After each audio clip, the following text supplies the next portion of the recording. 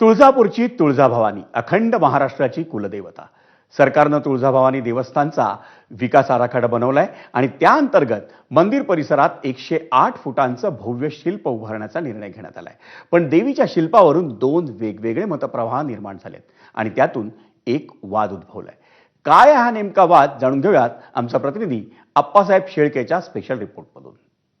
देवीची मूर्ती द्विभुजा की अष्टभुजा हा पेचात टाकणारा आणि वाद निर्माण करणारा प्रश्न उभा ठाकलाय तुळजापुरात.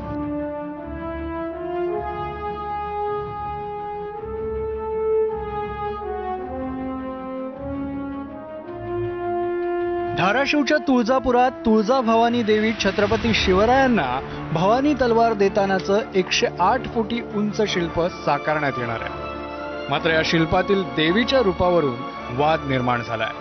तुळजाभवानी मंदिर विकासासाठी महाराष्ट्र सरकारनं 1865 कोटींचा विकास आराखडा तयार केलाय. याच विकास आराखड्यात तुळजाभवानी माता ही छत्रपती शिवाजी महाराजांना भवानी तलवार देत असल्याचं 108 फुटी शिल्प साकारण्यात येलं आहे. हे शिल्प कसं असावं यासाठी कला संचालनालयानं डेमो मागवलेत. त्यामध्ये शिल्प हे अष्टभुजाच असावं असे संकेत देण्यात आलेत. देवीचं अष्टभुजा स्वरूपातील संकल्पचित्र मंदिर संस्थांच्या वेबसाईटवरही टाकण्यात आलं.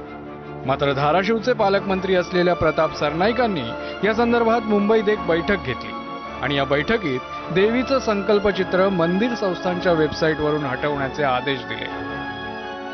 पालकमंत्री प्रताप सरनाईक यांच्या या निर्णयामुळे नवा पेच निर्माण झाला.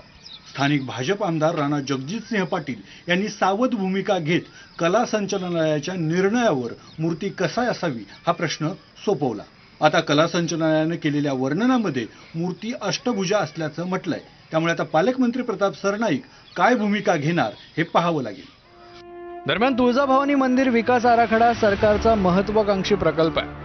सुरुवातीच्या टप्प्यात स्थानिक भाजप आमदार जगजितसिंह पाटील एकटेच हा आराखड्याचा मुद्दा रेटत असल्याची कुजबूज होती.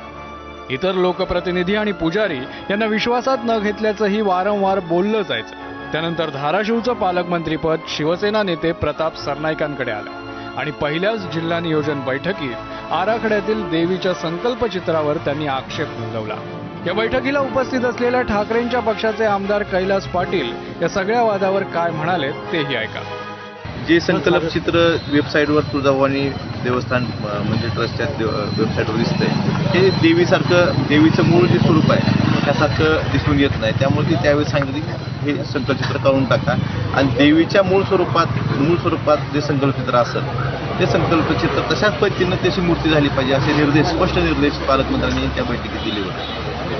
आणि आता आपण जे सांगता आपल्याकडे जी माहिती मिळते तर अष्टभुजा द्विभुजापेक्षा देवीचं जे मूळ रूप आहे त्या मूळ रूपातच ते संकल्पचित्र छत्रपती शिवाजी महाराजांना तलवार देताना संकल्पचित्र आहे त्या मूळ रूपातच असावं अशी सगळ्यांची भावना आहे. मंदिरातील पुजाऱ्यांनीही देवीचं शिल्प द्विभुजा की अष्टभुजा याविषयी दोन वेगवेगळे मतप्रवाह मांडले. स्वामींनी आणि तुळजाभवानीच्या प्राचीन मंदिरामध्ये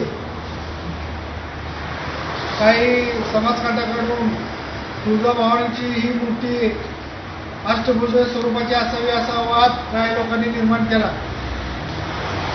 तुळजाभवानी पुजारीपणाचा अध्यक्ष म्हणून माझी या ठिकाणी प्रशासनाला सरकारला एकच विनंती आहे. तुळजाभवानीची मूर्ती ही अष्टभुजी स्वरूपात भवानी तलवार देत असलेला देखावा असं चित्र हे आध्यात्मिक महत्त्व पाहता त्याचं अष्टभुज स्वरूपाची मूर्ती प्रतिष्ठापन करणे गरजेचं आहे. पूर्ण अलंकार असलेली देवी दोन हातानं भवानी तलवार द्यायला लागलेली छत्रपती शिवरायांना हे वर्षामध्ये आम्ही अनेक वेळा देवीची पूजा मांडत असतो.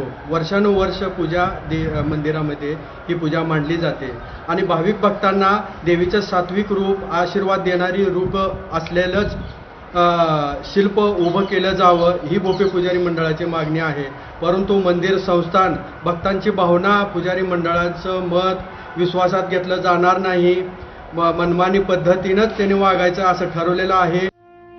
गेल्या काही दिवसात तुळजाभवानी मंदिराच्या गाभाऱ्याच्या शिळांना पडलेले तडे, मंदिरातील शस्त्रपूजनाची तलवार गहाळ झाल्याचे आरोप प्रत्यारोप आणि आता नव्या शिल्पावरून सुरू झालेला वाद. महाराष्ट्रातल्या 3.5 शक्तिपीठांपैकी एक असलेल्या या देवस्थानाच्या ठिकाणी सुरू असलेली ही वादाची मालिका लवकरच खंडित व्हावी आणि देवीच्या नव्या शिल्पाचा हा वाद सामोपचारानं मिटावा हीच अपेक्षा. अप्पासाहेब शेळके, ABP माझा, तुळजापूर.